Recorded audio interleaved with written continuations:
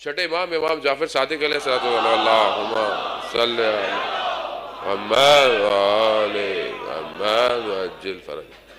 امام کی جو ہے وہ آپ کے سامنے شخص امام کی خدمت میں آیا، خراسان کا رہنے والا تھا، اور یہ واقعہ آپ سن چکے ہیں کئی دفعہ، میں نے بھی بیان کیا ہے۔ آیا، کہا مولا آپ آئے، قیام کیوں نہیں کرتے؟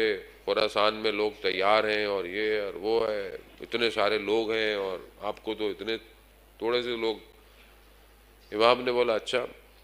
امام نے قریب میں تندور تھا، امام نے بولا تندور میں آگ لگاؤ۔ تندور میں آگ لگائی گئی، آگ لگ گئی، امام نے بولا کود جاؤ۔ مولا ہاں کود جاؤ۔ مولا وہ کیا ہوگا، میرا پیچھے بچے یہ وہ، ٹھیک۔ ابھی بات کر رہے تو دیکھا کہ امام کا ایک صحابی آیا، لکڑیاں رکھا ہوا آیا، امام نے اسے بولا کہ تندور میں کود جاؤ۔ اس نے یہ نہیں پوچھا کب، کیوں، کیسے، لکڑیاں پھینکی چلا گیا۔ اب امام اس سے باتیں کرے، اچھا خراسان کے لوگ اور کیسے ہیں اور کیا ہے وہاں پہ، اب یہ بتا رہا ہے لیکن اس کی نگاہ پریشانی تندور کی طرف ہے، وہ تو جل گیا ہوگا، اس کا کیا ہوگا۔ امام بوسے کر رہے ہیں، تھوڑی دیر میں امام نے بولا آج اس کو دیکھتے کیا ہو، دیکھا تو وہ پھولوں میں بیٹھا ہوا ہے۔ مسئلہ کیا ہے؟ دیکھیں یہاں پہ ایکسٹریکشن کیا ہے؟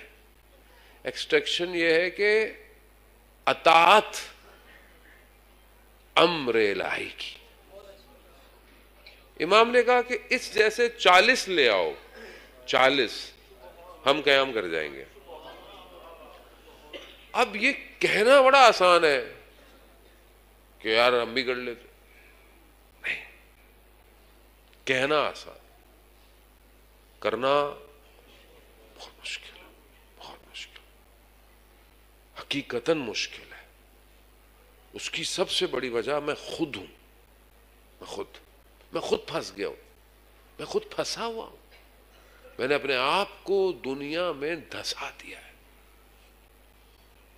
ظاہراً میں بھی آپ کو لگتا ہوں کہ اتنا امام کا ذکر کرتا ہے ماشاءاللہ، کہ کچھ لوگ ہمارے بارے میں خوش گماں ہوتے ہیں کہ بھئی آپ تو مولا سے ملتے رہتے ہوں گے، خدا کرے کہ ایسا ہو۔ عزیزان محترم، انسان اپنے نفس کا شکار ہو چکا ہے۔ دنیا کا نظام ایسا ڈیزائن کیا گیا ہے کہ ہر آدمی پھنسا رہے، اور یہ جب تک پھنسے رہیں گے یہ اپنی اصلاح نہیں کریں گے، اور جب تک اصلاح نہیں کریں گے کچھ نہیں کر سکتے۔ دشمن کیا ہے؟ دشمن کا کام کیا ہے؟ شیطان کا کام کیا ہے؟ شیطان نے اجازت مانگی ہے کہ مجھے دے، میں ان کو ورغلاؤں، میں ان کو اغوا کروں، میں ان کو وسوسے ڈالوں۔ اب جو وسوسوں میں آ گیا وہ کیا، وہاں جو امام تک پہنچتا ہے وہ حالت ذکر میں ہے، اور جو حالت ذکر میں ہے، اس کا نہیں ہاتھ میں اس کی تسبیح ہے یا ڈیجیٹل تسبیح ہے، نہ، اچھی بات ہے انسان تسبیح پڑھتا رہے، انسان کا ذہن اس طرف، نہ، حالت ذکر اصل میں ایسی حالت ہے کہ انسان کی توجہ متمرکز ہے اپنے پروردگار پر۔ صرف ایسا نہیں ہے کہ اس نے اللہ اکبر کی نماز میں کھڑا ہوا تو نہیں، بازار میں کھڑا ہے، توجہ اس کی ہے کہ خدا مجھے دیکھ رہا ہے، حالت ذکر میں ہے، وہ گھر کے اندر ہے، حالت رشتوں میں، نفرتیں، مشکلات، پریشانیاں، باتیں، توجہ، خدا دیکھ رہا ہے، جو میں کر رہا ہوں خدا کے لیے۔ کسی نے برا کیا کوئی بات نہیں، کیوں؟ میں نے تو خدا کے لیے کیا تھا، اس کے لیے نہیں کیا۔ ذکر، یہ پریکٹس چاہیے۔ عزیزان محترم، میں خلاصہ کر پاؤں گا، میں کوئی اتنا آپ کی خدمت میں بہت بیان نہیں کر پاؤں، خلاصہ جو ہے اس وادی میں داخل ہونا حالت ذکر ہے۔ جو ذکر میں ہے وہ ہی جہاں پہنچ سکتا ہے۔ اب یہ بہرحال حالت ذکر کیسے امام کے سامنے انسان کو حاضر کرے گی؟ یعنی میں کیا کروں؟ مولانا صاحب میں تو بات بھی کرتا ہوں، گفتگو بھی کرتا ہوں، میں تو فلانا بھی کرتا ہوں۔ جو انسان گناہ، غلطی، معصیت، مکروہات انجام دیتا ہے وہ حالت غفلت ہے، اور دونوں ایک دوسرے کے اپوزٹ ہے۔ جیسے ہی انسان حالت ذکر سے باہر نکلتا ہے غلطی کر بیٹھتا ہے، غلطی کر دیتا ہے۔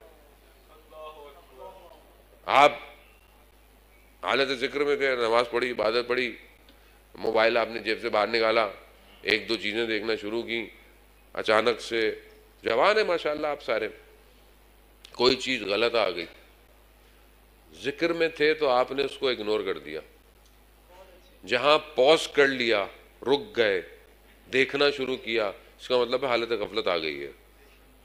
اب کتنی دیر میں آپ ریورٹ ہوتے ہیں، یہ آپ کی حالت ذکر جو کی ہوگی وہ بتائے گی۔ اگر حالت ذکر کا لیول بڑھتا چلا گیا ہے تو حالت غفلت کا ٹائم کم ہوتا چلا جائے گا، لیکن اگر نہیں ہے تو پھر غفلت میں رات گزر گئی، صبح فجر بھی گئی، پھر کیفیت اضطراب۔ آج کل لوگ کہتے ہیں وہاں صاحب اضطراب ہے، بہت زیادہ بے چینی ہے، سکون نہیں ہے۔ سکون کہاں ملے گا آپ کو؟ حالت غفلت میں سکون نہیں ہے، سکون صرف ذکر میں ہے۔ الا بذکر اللہ تطمئن القلوب، آگاہ ہو جاؤ کہ اللہ کا ذکر دلوں کو اطمینان دیتا ہے۔ وہ اللہ کا ذکر کیا کروں میں؟ شخص آیا، وہی ہمارے پاس تو کچھ نہیں، ہمارے پاس تو معصومین کا دروازہ ہے، شخص امام جعفر صادق علیہ السلام۔